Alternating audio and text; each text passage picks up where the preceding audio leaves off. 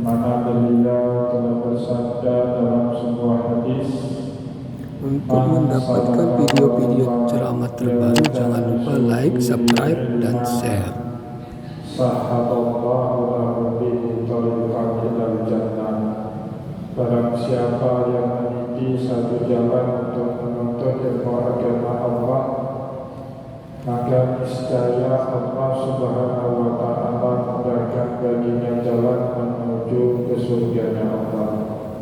Bapak Ibu kaum muslimin dan muslimat jamaah pengajian yang dimuliakan oleh Allah, mari pada kesempatan malam yang mulia ini sambil kembali kita niat iktikaf di rumah Allah, mari sama-sama kita kembali melanjutkan pengajian fikih kita dengan kitab Al-Fiqhu Islami wa Akibatuhu karya Syekh Wahbah Az-Zuhaili rahimahullahu ta'ala.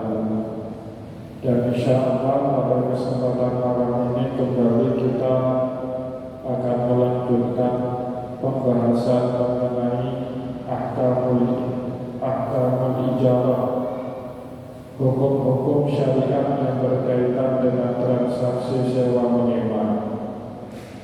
Bapak Ibu kaum muslimin dan muslimat jamaah pengajian yang dimuliakan oleh Allah, pada malam ini kita akan membaca salah satu masalah di dalam transaksi sewa menyewa, di mana masalah itu tidak dibenarkan di dalam mazhab Imam Syafi'i, tetapi dibenarkan di dalam mazhab jumhur ulama.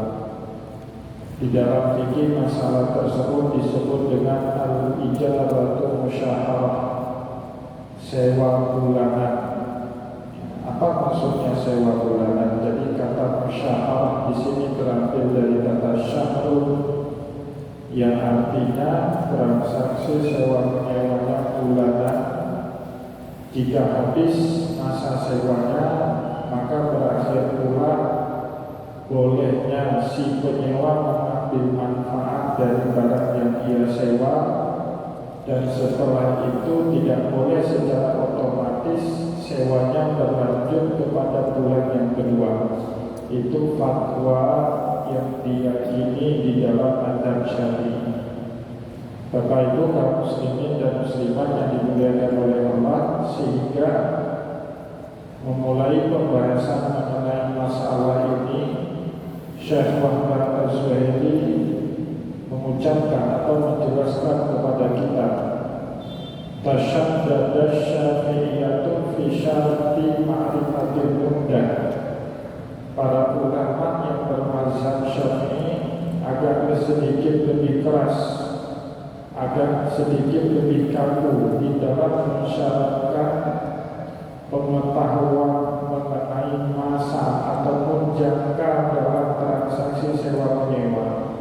Bapak Ibu yang dimuliakan oleh Allah, sebagaimana sudah kita jelaskan pada pertemuan yang lalu, salah satu syarat sah sewa menyewa itu harus dijelaskan tempo masa sewanya sampai kapan. Harus dijelaskan. Yang punya sewa harus menjelaskan kepada yang menyewa barang yang akan dia sewakan. Harus dijelaskan itu kepada mustajir, yang orang yang mau menyewa barang yang kita miliki.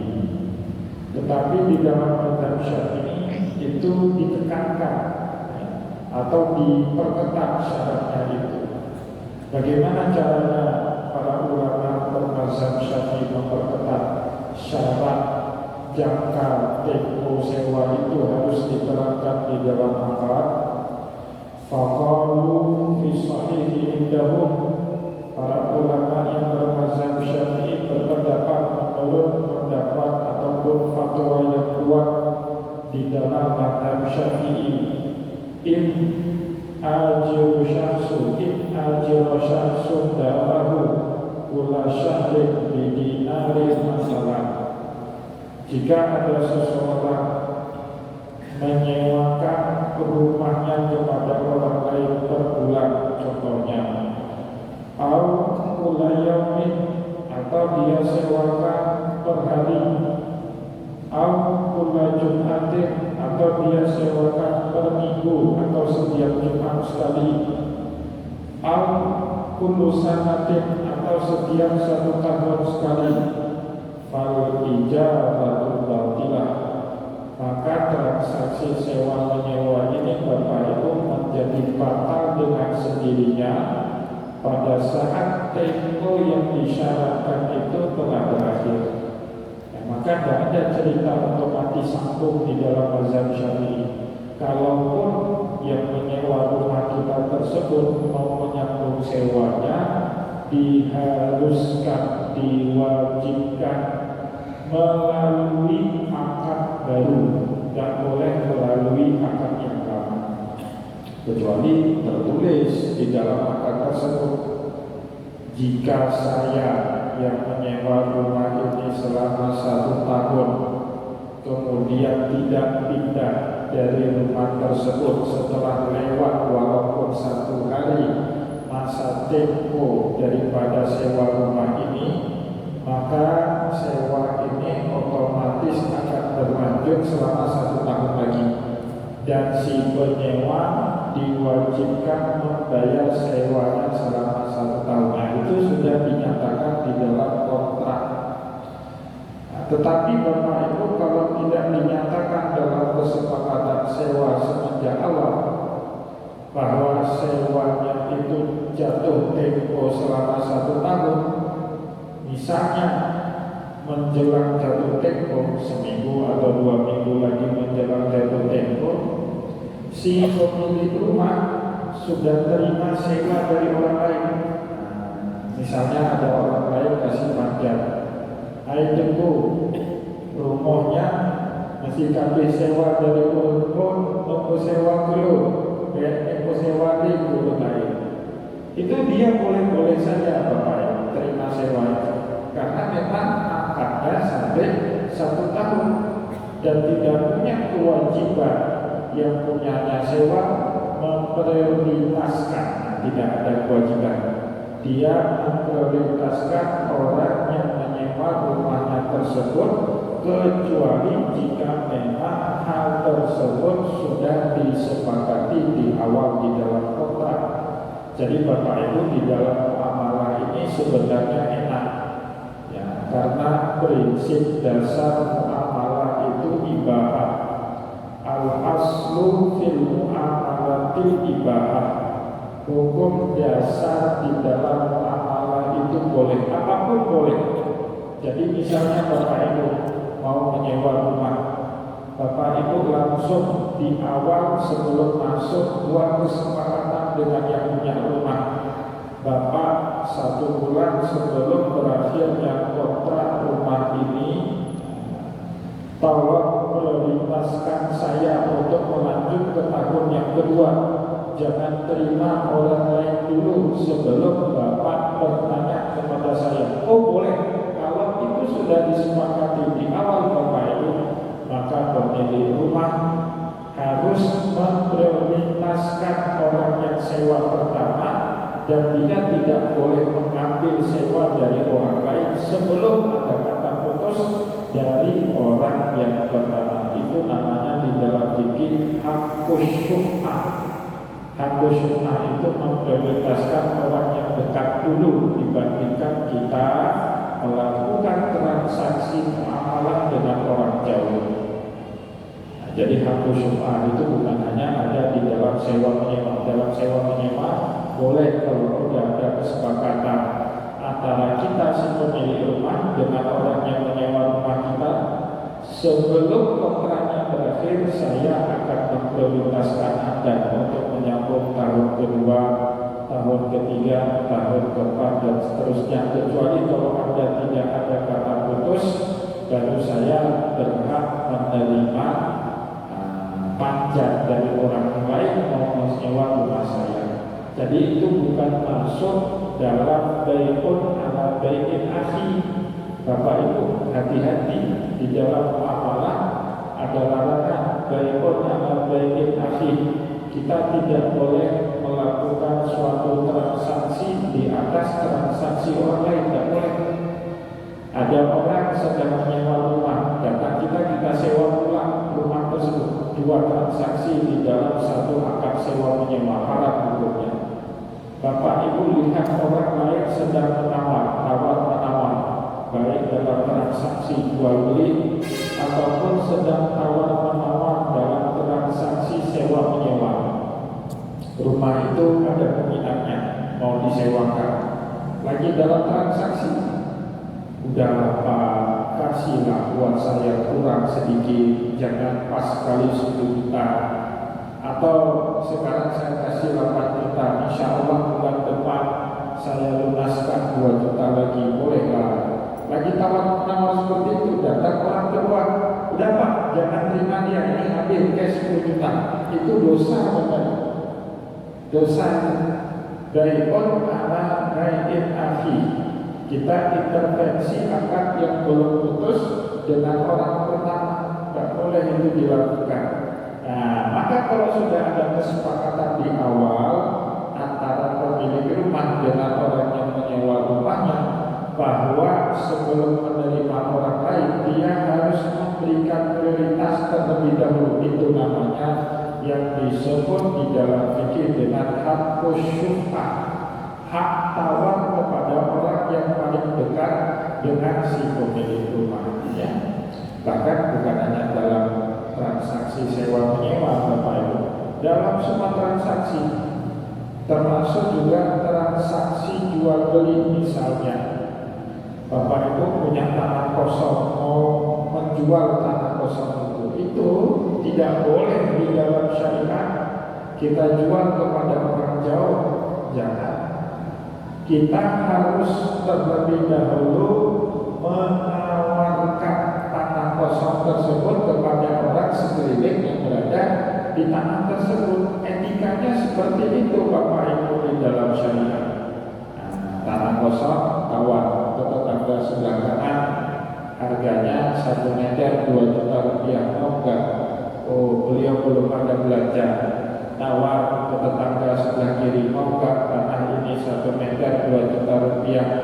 Nah, minta kurang 1,5 juta, kita enggak kasih, belum bisa, harus 2 juta. Tawar kepada tetangga di depan, tawar kepada tetangga di belakang.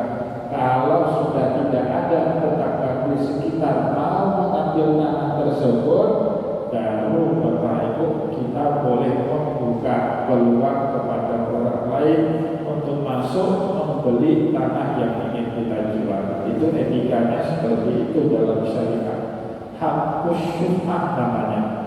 Dan itu Bapak Ibu didasarkan kepada sabdanya Rasulullah di dalam transaksi muamalah, al-muslimuna ala syurutihim, setiap kaum muslimin terikat dengan syaratnya masing-masing, illa syaratan, kecuali satu syarat, ahalla haraman wa harrama halalan, syarat yang menghalalkan yang haram dan juga syarat yang menghalalkan yang haram dan mengharamkan yang halal. Itu yang tidak boleh, itu gugur batil, gugur dengan sendirinya kalau ada akad tersebut mengandung halalkan haram atau mengharamkan yang halal.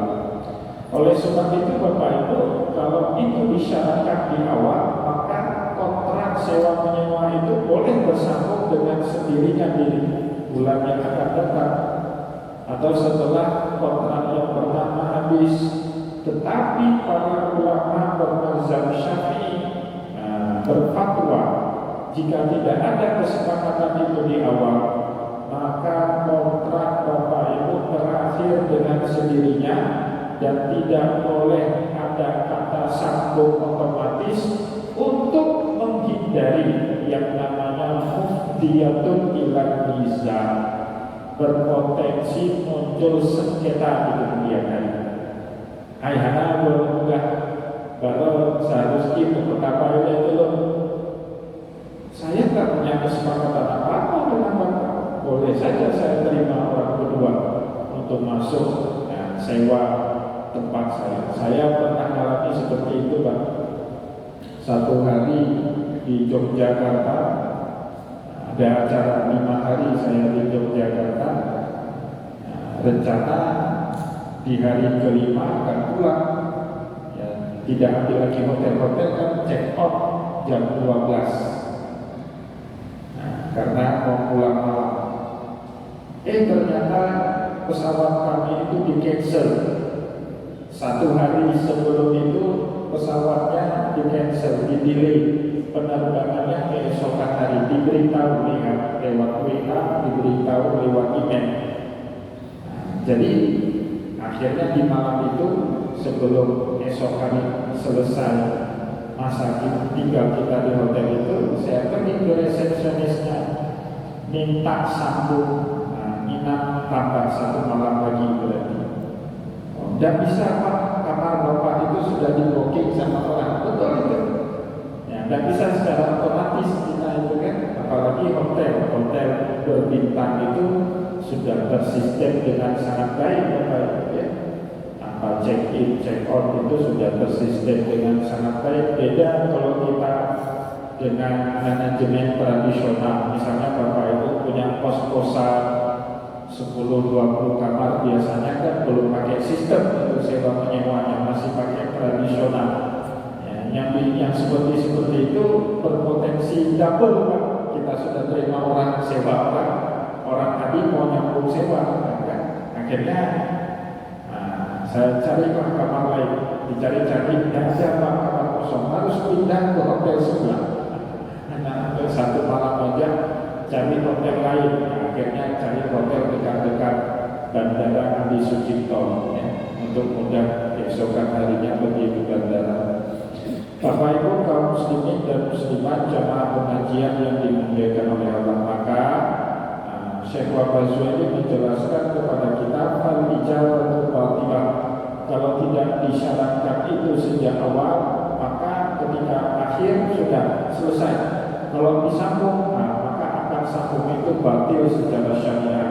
Li'anna kulla syahrin yahtaju ila aqdin jadid. Nah, ini yang tadi kita jelaskan. Setiap bulannya, kalau sewanya bulanan, membutuhkan akad yang baru.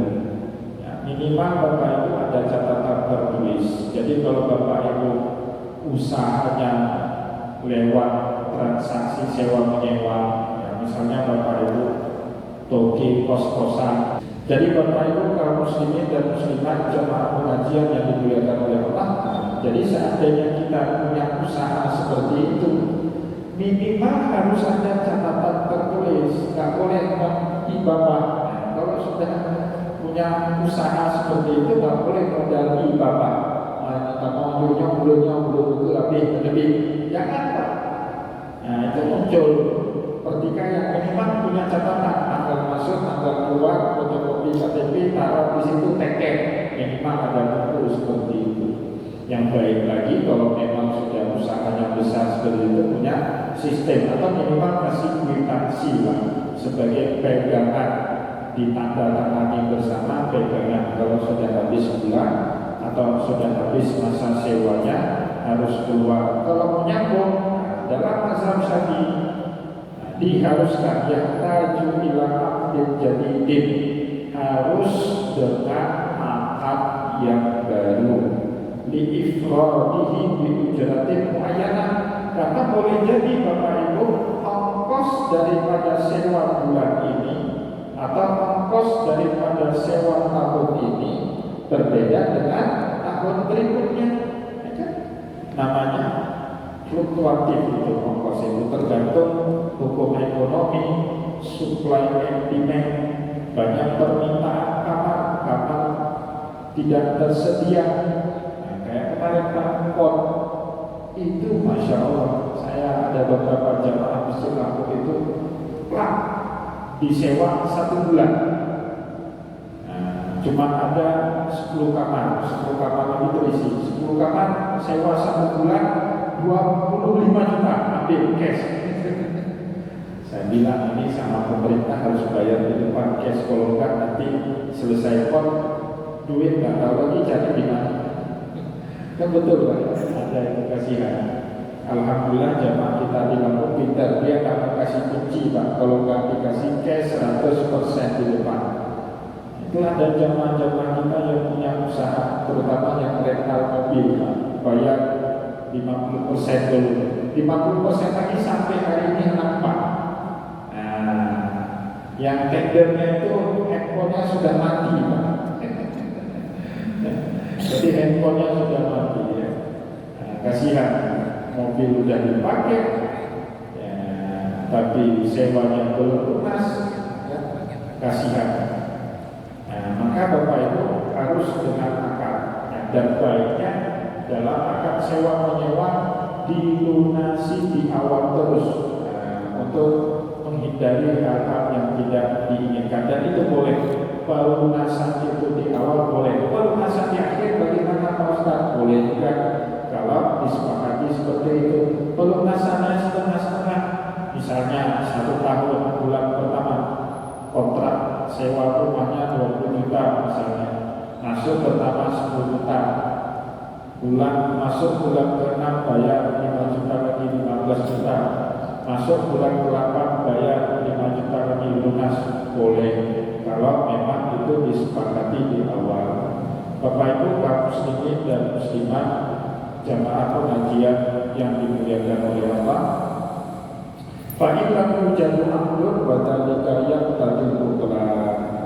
Maka kalau tidak ada akad baru, batallah sewa menyewa tersebut. Ada bid'idafati ila jahalatin ila jihalatin menjadi ijarah. Nah, ini kalau kita mengaitkannya dengan syarat di mana transaksi sewa menyewa itu harus jelas, masa sewanya itu sampai kapan. Bapak Ibu kaum muslimin jamaah pengajian yang dimuliakan oleh Allah, selanjutnya bayar beramal. Kalau di dalam transaksi sewa menyewa objeknya itu barang atau benda, kita disyaratkan menjelaskan tempo sampai kapan benda itu dipakai. Kalau sewa menyewa jasa, bentuknya jasa, bayar beramal, maka yang harus dijelaskan itu selain daripada tempo, kita memperkerjakan orang ini berapa lama. Ya, tapi nanti itu diskusi di antara para ulama. Sebagian ulama, kalau sewa menyewanya jasa tidak mensyaratkan masa waktu. Nah, tapi yang disepakati oleh para ulama dalam transaksi sewa menyewa jasa harus dijelaskan pekerjaan yang harus dilakukan oleh pekerja yang tenaganya kita sewa, harus dijelaskan. Kalau masa waktu tidak harus, misalnya Bapak Ibu punya toko, kerjakan orang, tidak harus jelaskan kamu kontraknya 1 tahun, tidak harus, sampai kita butuh. Kira-kira orang ini nggak perlu lagi kita pakai, ya kita pecat. Nah, tapi itu kan bertentangan sekarang ya kalau dengan undang-undang tenaga kerjaan itu tidak boleh seperti itu, harus dijelaskan. Maka nanti kita akan bicara, para ulama berbeda pendapat apakah dalam transaksi sewa jasa juga harus dijelaskan masa kerjanya atau tidak. Tetapi Bapak Ibu, yang disepakati oleh para ulama, kalau kita mempekerjakan orang lain, yang pertama harus kita jelaskan tanggung jawabnya apa saja. Bapak Ibu mempekerjakan orang jaga rumah Allah misalnya, kita kasih dia gaji, kita jelaskan kamu kerjanya bersihin masjid dalam aja, kalau keluar ada yang lain, harus jelaskan. Saya dulu Pak, waktu sampai ke Mesir pertama sebelum tinggal di asrama Al-Azhar, tinggal di masjid, berdua sama teman orang Jawa Timur, tinggal di masjid. Kalau kata orang Betawi jadi markot, jadi bilik, tinggal di masjid. Alhamdulillah kok bisa bayar kapal kan, sudah ada masjid. Nah, tugasnya itu dijelaskan. Kalian tugasnya azan, iqamah, jadi imam. Yang penting jangan sampai masjid ini tidak terdengar suara azan, tidak ada yang memimpin sholat 5 waktu, ya, kemudian membersihkan bagian luar masjid, itu ada tugas yang lain dijelaskan. Ya, dapat gaji bulanan kami di situ di masjid itu. Bahkan alhamdulillah dekat dengan masyarakat di situ. Kalau bulan Maulid sering dapat antara makanan, Pak. Alhamdulillah nasi biryani, nasi mandi itu datang setiap hari itu kalau sudah musim Maulid. Sama lah kayak kita di Aceh, cuma mereka gak punya tradisi makan-makan rame-rame seperti kita, enggak. Mereka ngantar gitu, senang ngantar. Ya dijelaskan apa yang menjadi tanggung jawab. Akhirnya kita ganti-gantian sama teman kita itu. Kalau dia hari ini bertugas menjaga masjid, saya kuliah, besok gantian. Syukur alhamdulillahnya di Al-Azhar itu masuk kuliah bukan hal yang wajib. Kalau di sini Pak, 4 kali nggak masuk nggak bisa ikut final. Di Al-Azhar nggak wajib masuk kuliah. Yang wajib itu bisa jawab ujian. Maka nilai saya tahun pertama, tahun kedua itu standar aja, cukup lewat aja Pak, jahit. Tahun ketiga, tahun keempat, tahun terakhir alhamdulillah. Tahun kedua itu sudah masuk asrama, jadi nggak lagi tinggal di masjid, bisa kuliah. Tapi betul-betul belajar itu di tahun terakhir. Alhamdulillah dapat nilai lumayan bagus lah tahun terakhir itu.